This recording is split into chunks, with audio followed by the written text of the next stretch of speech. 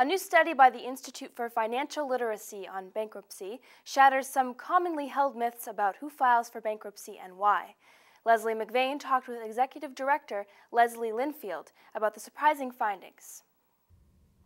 I'm with Leslie Linfield, the Executive Director of the Institute for Financial Literacy today. Hi, Leslie. Hi, thank you for having me. Well, we're talking about bankruptcy, and just because someone has a college education and does not mean that they're not going to have to file for bankruptcy someday or might be forced to. And we see this as a growing trend right now. Yes. Could you speak about that a bit? Yes, the Institute has been gathering and reporting out demographic statistics for the past 5 years. The bankruptcy law changed 5 years ago, and we thought it would be important to start gathering consumer demographics information to get a picture of what does the American bankruptcy debtor look like. And we report out these statistics on an annual basis. And this year what we did is we've published out a 5-year perspective.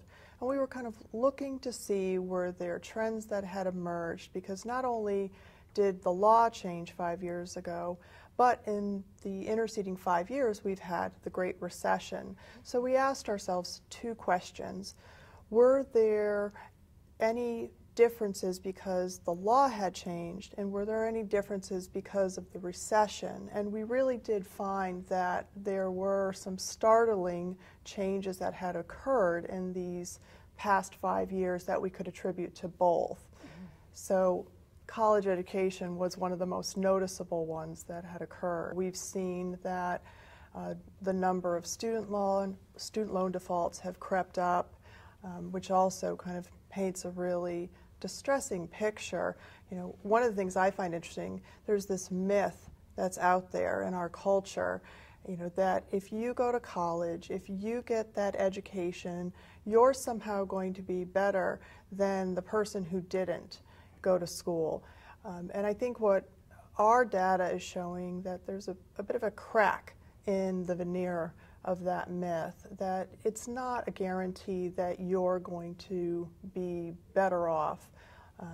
I mean, just to let you know, that, I mean, the majority of people that do file bankruptcy don't have a college degree, mm-hmm. or they started college and didn't complete it. I mean, that is mm-hmm. the majority. But what we found in the 5-year period, there was a 20% increase in those who did have a college degree. Mm-hmm. And I think what it is, it's because this recession, and you know, I call it the white-collar recession.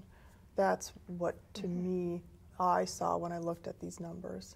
And we're looking at age groups, all age groups yes. are included in that number. Yes, from 18 on up, well past 65 mm-hmm. years of age. Well, and if you're 18, 20, 30, mm-hmm. you file for bankruptcy, you have a chance to come back from that. You have another mm-hmm. 30, 40 years. Mm-hmm. If you're 50 or 60, you don't have the same time frame to bounce back from bankruptcy. What do those people do?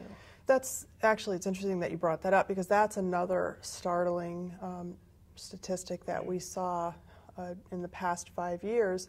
It's the aging of the bankruptcy population, and I actually find this to be more alarming than even the fact that we're seeing, you know, around the educational attainment mm-hmm. information, is the aging of the bankruptcy debtor. I like to remind people that bankruptcy, the founding fathers put it right into the Constitution, and it's probably the first personal right in the Constitution, because the Bill of Rights comes later.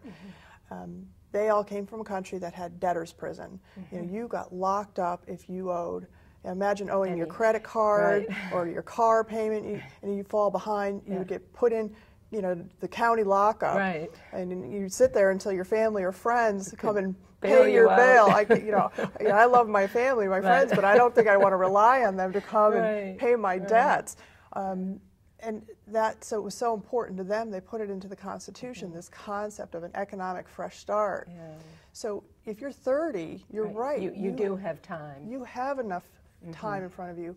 But if you're 54, do you have enough time? And we need to get to the root causes. Why are these older people having to file, and what can we do to prevent it, so they don't ever have to go to the courthouse? Well, Leslie, I think what you're doing is great to inform us, let us know what's going on. We need to have you back on the show. Thank you. We have to wrap it now, unfortunately, but there's so much more to talk about, and thank you for being here. Well, thank you for inviting me. I appreciate the opportunity.